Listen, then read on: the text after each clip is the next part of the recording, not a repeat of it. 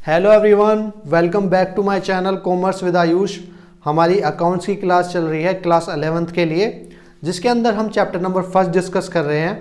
और आज का हमारा टॉपिक है qualitative characteristics of accounting information, यानी कि अकाउंटिंग इन्फॉर्मेशन के अंदर क्या क्या क्वालिटीज़ होनी चाहिए। अकाउंटिंग इन्फॉर्मेशन के अंदर क्या क्या क्वालिटीज़ होनी चाहिए। तो अकाउंटिंग इन्फॉर्मेशन जो है उसको हम पहली वीडियो में डिस्कस कर चुके हैं कि हमारी अकाउंटिंग इन्फॉर्मेशन क्या होती है। एक बार मैं आपको शॉर्ट में बता देता हूँ इसके बारे में। तो अकाउंटिंग इन्फॉर्मेशन का मतलब क्या होता है, जो हम फाइनेंशियल स्टेटमेंट प्रिपेयर करते हैं, जैसे कि हमारा इनकम स्टेटमेंट हो गया। इनकम स्टेटमेंट कौन सा? Profit and loss account. Position statement जिसे बैलेंस शीट बोलते हैं हम। उसके बाद में कैश फ्लो स्टेटमेंट हो गया। तो इनके थ्रू जो हमें इंफॉर्मेशन मिलती है, जैसे प्रॉफिट एंड लॉस अकाउंट के थ्रू मिलता है, पता चलता है हमें कि कितना प्रॉफिट है कितना लॉस है। बैलेंस शीट के थ्रू हमें हमारे बिजनेस की पोजीशन का पता चलता है। कैश फ्लो स्टेटमेंट के थ्रू हमारे बिजनेस के कैश का पता चलता है कि कैश का कितना आउटफ्लो है कितना इनफ्लो है, इसके बारे में पता चलता है। तो ये जो इन्फॉर्मेशन है इसी को क्या बोलते हैं हम? Accounting information. यानी कि जो हम फाइनेंशियल स्टेटमेंट बनाते हैं उनके थ्रू जो हमें इन्फॉर्मेशन मिलती है उसको क्या बोलते हैं? Accounting information. अब ये क्या है? अकाउंटिंग इन्फॉर्मेशन की क्वालिटीज़ हैं, यानी कि क्या क्या क्वालिटी होनी चाहिए हमारी अकाउंटिंग इन्फॉर्मेशन के अंदर। तो पहली क्वालिटी क्या है? रिलायबिलिटी। यानी कि हमारी अकाउंटिंग इन्फॉर्मेशन कैसी होनी चाहिए? भरोसेमंद होनी चाहिए। इसका मतलब क्या होता है रिलायबिलिटी का? भरोसेमंद, मतलब भरोसा, जिस पे हम भरोसा कर सकें, ऐसी हमारी अकाउंटिंग इन्फॉर्मेशन होनी चाहिए। तो देखते हैं, verifiable, free from bias and material error. यानी कि हमारी अकाउंटिंग इन्फॉर्मेशन कैसी होनी चाहिए जिसको हम वेरीफाई कर सकें, जितनी बार चाहें उसको हम वेरीफाई कर सकें, और फ्री फ्रॉम बायस हो, यानी कि कोई भी उसके अंदर पक्षपात नहीं किया गया हो किसी भी तरह का। ऐसी हमारी अकाउंटिंग इन्फॉर्मेशन है। और कोई भी मटेरियल एरर उसके अंदर होना नहीं चाहिए, ऐसी हमारी अकाउंटिंग इन्फॉर्मेशन होनी चाहिए। दूसरा क्या है? रिलीवेंस। रिलीवेंस का मतलब होता है उचित, एक तरीके से यूजफुल।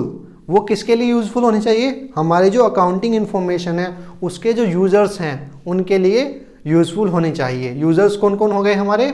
मैनेजर्स हो गए, बैंक ओनर्स हो गए, और हमारे एम्प्लॉयज़ हो गए, शेयर होल्डर्स हो गए।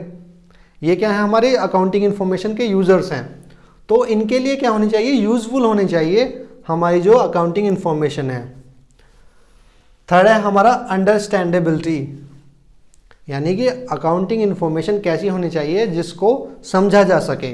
अंडरस्टैंडेबिलिटी का मतलब क्या होता है? जिसे समझा जा सके, ऐसी इन्फॉर्मेशन हमारी होनी चाहिए। Accounting information must be understandable, जिसको समझा जा सके। हमारे जो फाइनेंशियल स्टेटमेंट हैं, तो प्रॉफिट एंड लॉस अकाउंट हो गए, हमारा बैलेंस शीट वगैरह हो गए, तो इनको ऐसी वे में प्रेजेंट करना चाहिए जो इनके थ्रू इन्फॉर्मेशन निकल के आ रही है उसको समझा जा सके इजीली अकाउंटिंग के यूजर्स को।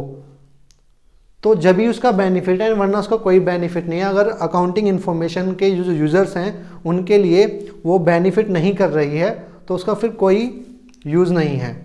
तो हमारी अकाउंटिंग इन्फॉर्मेशन कैसी होनी चाहिए? अंडरस्टैंडेबल होनी चाहिए, कि वो जो अकाउंटिंग के यूजर्स हैं उनको ईजिली समझ में आ जाए।